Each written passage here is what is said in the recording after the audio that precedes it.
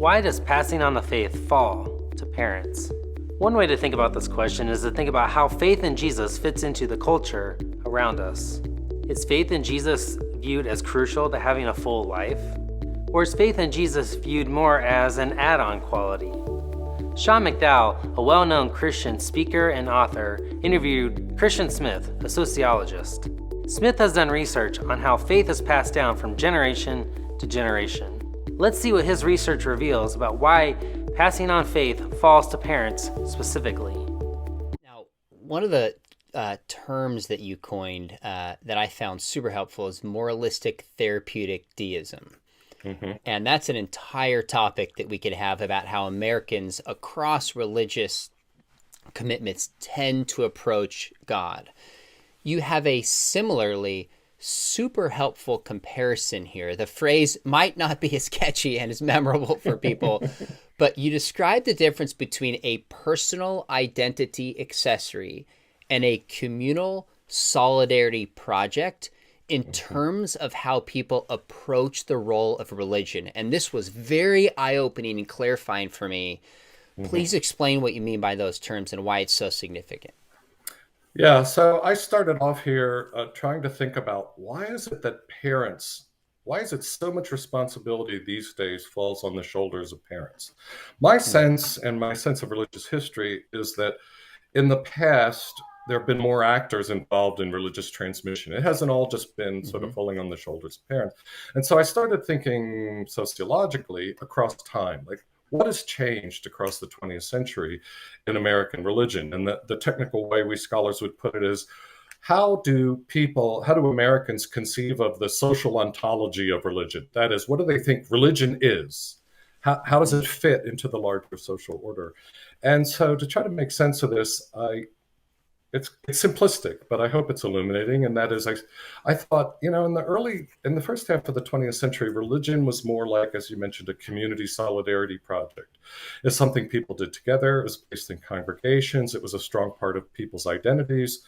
The clergy were more involved. If you were Catholic, Catholic school, all kinds of actors would have been more involved in this. People would have lived, it would have been more neighborhood centered, especially depending on your ethnicity. You may have lived in actually an urban working class ghetto.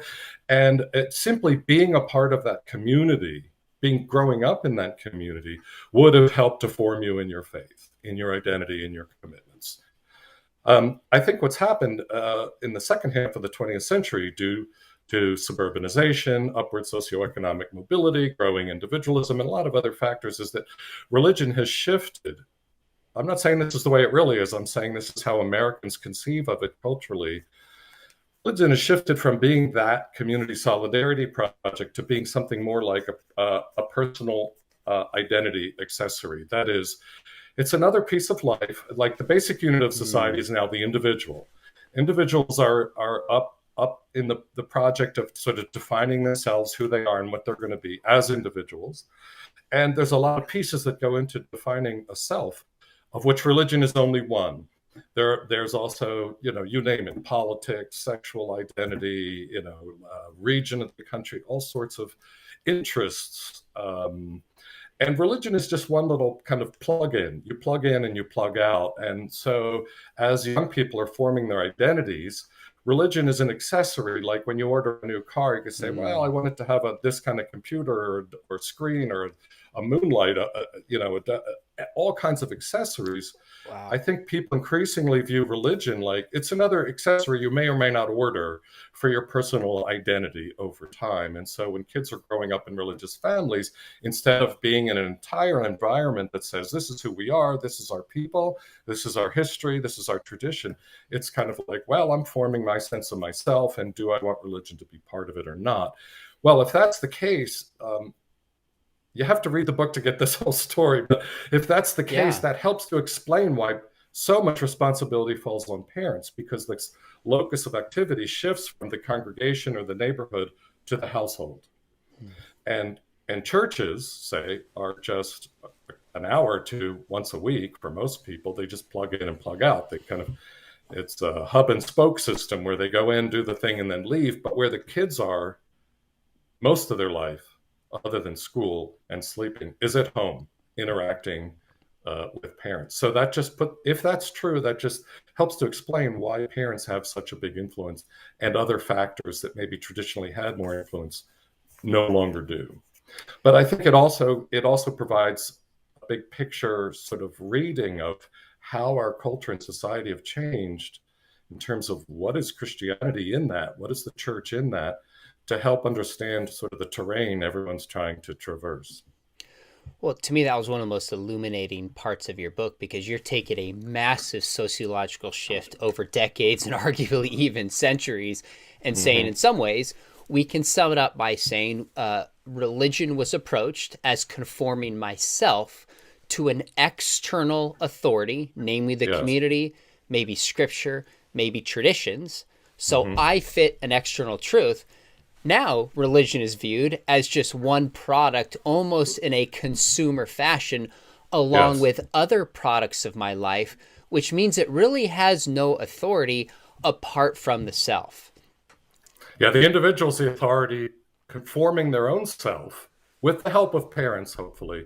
So you shift from being a community identity-based thing to a marketplace-based dynamic, where people are consumers based on their preferences, are deciding, here's what I want or don't want. It's a totally different way of understanding religion. Where will your kids encounter Jesus and the life that he has for each one of us? Will it happen at school? Will it happen in a locker room? Will it happen online? Will that happen at their future job? There was a time and place where people's identities were more shaped by faith in Jesus. A time and place where people were in solidarity of the importance of having faith in Jesus. But that does not seem to be the case anymore. Rather, we live in a time and place where faith in Jesus is viewed more as an add-on to one's identity. If a person sees faith in Jesus as helpful, then great. But if not, there are other options to understand one's identity. That could be gender, sex, nationality, accomplishments, you name it. Anything other than faith in Jesus, people view as something they can get their identity from. So again, Jesus is viewed as just an add-on. Faith in Jesus is an add-on in that scenario. With this picture in mind, it prompts the question of where young people will find the importance of having faith in Jesus. If faith in Jesus isn't central to the broader society, then where would a young person find that faith in Jesus is important? Smith's research indicates that it's in the home. In a sense, the home is a microculture through which kids come to understand their identity. So it's within the home where parents can emphasize and model that one's identity can be found in Jesus. That faith in Jesus is where each of us can find our ultimate identity. This is why, in our day and age, passing on faith falls to parents. Because kids encounter their parents following Jesus within the home. It's within the home where kids encounter that Jesus is important and central to life.